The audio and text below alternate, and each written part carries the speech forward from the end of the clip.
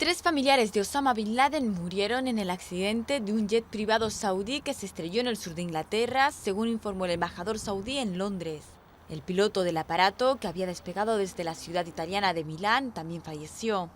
Una fuente cercana a la familia informó que las víctimas son una madrastra de Bin Laden, una hermana, el marido de esta y el piloto de nacionalidad jordana. El padre del fundador de Al-Qaeda, un magnate de la construcción con una numerosa descendencia, también falleció en un accidente de avión en Arabia Saudita en 1967.